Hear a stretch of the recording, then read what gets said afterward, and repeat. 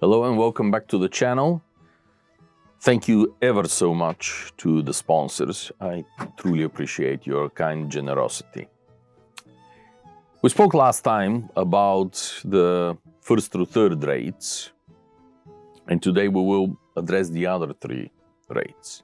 By the 18th century, the backbone of the fleet were the third rates, mostly of 70 to 74 guns.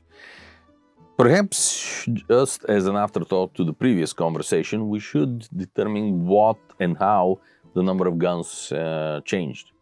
Initially, the class was established as 70 guns, and that was the initiative of King Charles II. Pepys argued with him that this is making the ships larger than Parliament had authorized, and said, but the king was adamant that if you're going to be building that many ships, might as well build them as big as possible so that they will be of some use. And managed to bypass the bean counters and merchants by promising that if the need arises, he will pay the difference out of his pocket. I'm not aware whether it ever became necessary for him to pay for it, but in fact I believe it never came to that. But that is how the 70 gun class emerged. Throughout the following decades, of course, the ships first increased in size, started changing, and the restricting factor here was that during the long peace after the War of the Spanish Succession, the focus was on cutting down costs. Many of the people who remained in charge of the materiel of the Navy during the Georgian period were, well, let's say that they were not the same caliber as the Stuart administration had been. For one thing, the new kings, the Hanoverian dynasty, did not have anywhere close to the strong connection with the Navy that the Stuarts had had, the later Stuarts had had. Nor did they have any of their brilliance, or charm for that matter. Returning, however, to the point, restrictions were established to save money and to rebuild the debts from the war, to pay off the debts from the war. The idea was that the Navy needs to cut its expenses, and the way to cut the expenses was by not increasing and not building new ships. So Parliament could be persuaded to shake out money for repair and maintenance because it sounded good to the merchants. Oh, we are maintaining something, so that's okay, that's a good expense. But building and expanding the Navy, oh no, that's a bad expense, we don't. Yes, of course it is the government's fault if our ships get captured by enemy cruisers, but no, we're not going to pay for it. The result was that the administration, being smarter than your average Joe Grab six-pack elected to Parliament, created the fiction of rebuilding ships. They retained the name, they retained the rate of the vessel, but essentially they broke up the old vessel and built a completely new ship, updated, larger sized. Everything was different except the names and the rate and the guns. And that was good enough to throw dust in the eyes of Parliament. And that was during the peace, when the operations were essentially against pirates, maintenance, security of the seas, showing the flag in different places, a couple of minor actions against minor opponents. This was good enough. But when war began again with Spain and subsequently with France, the situation changed. Neither Spain nor France had been sitting on their hands. For there was no parliament to install limits on the intelligent running of the navies. So French and Spanish ships had increased for the same rate, for the same number of guns, it increased dramatically. If during the War of Jenkins' year and the subsequent war for the Austrian succession in the 1740s, the average 70-gun English ship was of about 1,100-1,200 tons. Their equivalent in the French and Spanish navies were over 1,500 tons. and that is significant size difference. It's not so much the number of guns, the increased number of guns, 74 versus 70, that mattered. It was the length, it was the displacement, it was the scantlings of the timbers, and most of all, it was the speed. The British, who had always looked down upon the Spaniards at sea, were shocked in an action in which the Spanish 70 gunship Princess fought off 3 English 70 gunships, nominally the same size, for more than a day. When she finally was captured, the British recognized that she's better built, she's larger. So of course this, coupled with the arrival at the Admiralty of Lord Anson, forced the end of this era of small vessels. Then in 1747 was captured the Invincible, a French 74 gunship, and she became the model to be copied for pretty much until the Napoleonic period, give or take.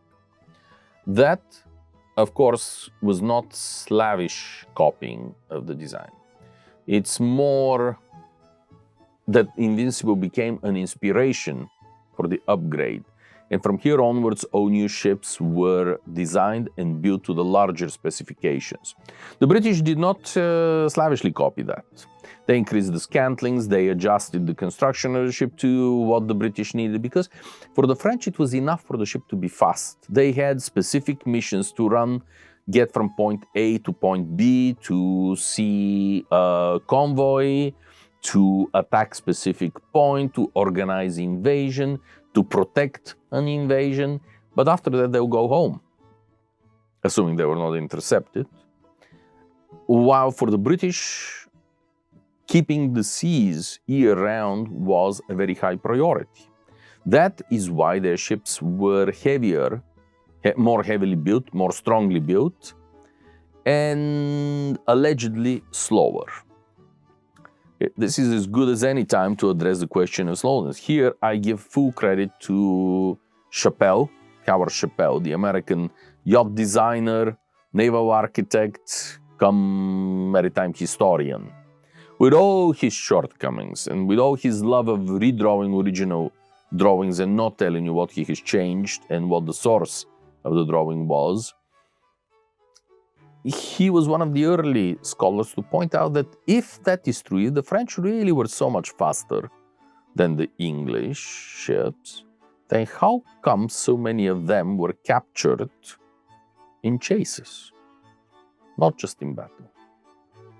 And no one has ever given a good answer to this question. The obvious conclusion is that they were not that much faster. Without continuing too deeply into the strategic needs of both sides, let us move now to the smaller rates. Throughout the 17th century, the smaller middling class of vessels that were in the 300 to 400 tons initially became the fourth rates. They also, as everything else, would grow in size. By the end of the 17th century, they are in the 500-600 ton range, most of them. But they were the backbone of the fleet. They had some significant advantages. They were much cheaper to operate than the larger third and second rates. They drew much less water, which allowed them to go in places that the other ships could not. They had a very advantageous ratio between their firepower and the manning needs. So overwhelmingly, warfare was carried out, colonial expeditions, any other expedition, really most foreign stations were served by fourth rates. It would not be until much later, really, for all practical purposes, this changed towards the middle of the 18th century, that fourth rates would no longer be considered ships of the line proper. And they would participate in major battles and in the line of battle only in colonial or foreign waters. The main draw from the 18th century to the end of the Age of Sail for fur trades really was as flagships on foreign stations. They were imposing enough in size and in looks, being two-deckers. They allowed enough room for the general staff of a commander-in-chief on a foreign station. They had reasonable firepower, especially where they could not be expected to encounter more powerful vessels.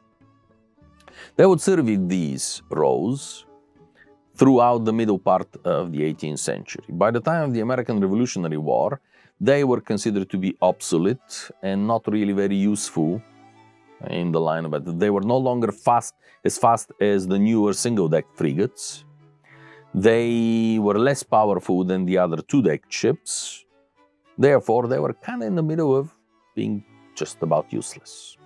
What made them, however, still built and what really gave a second lease of life to the class was the American Revolutionary War. As the colonies rebelled, the fur trades had the major advantage over other warships that they were maneuverable, being short.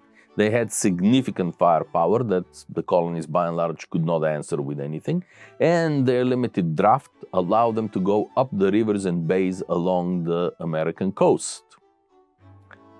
But even in this war, they were no longer considered really proper line of battleships. They were reclassed as frigates, 44-gun frigates usually. After the fur trades come the 5th and the 6th trades.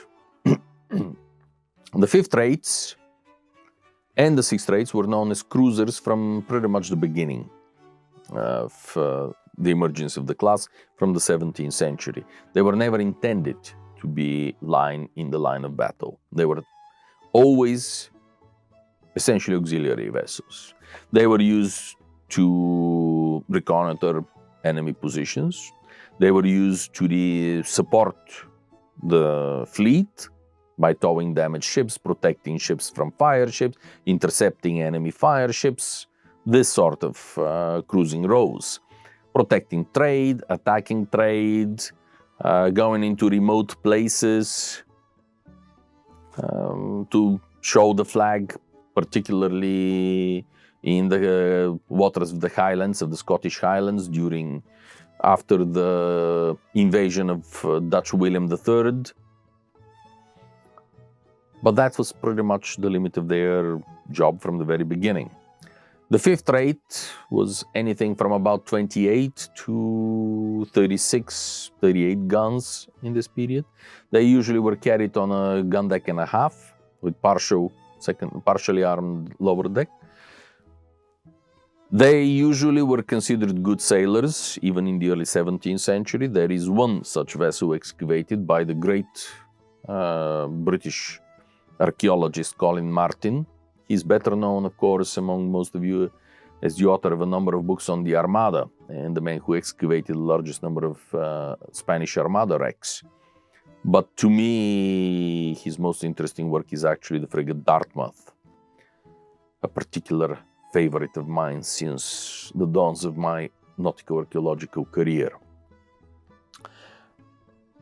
6th rates are even more varied in class, especially in the early years until the establishments of the tail end of the 17th, really the beginning of the 18th century.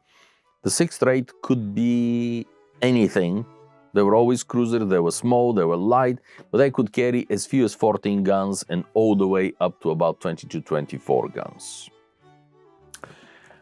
In later times, in the 18th century, they were subdivided into two classes, the 24-gun frigate and the 20-gun post ship.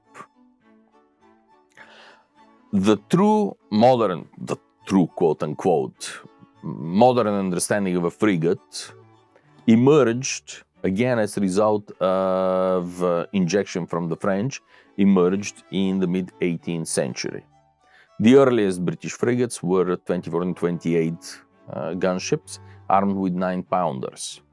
By the 1750s, they had increased in size, and there emerged the division between the 5th-rate frigates, the 4th-rate frigates, and the 6th-rate frigates and post ships.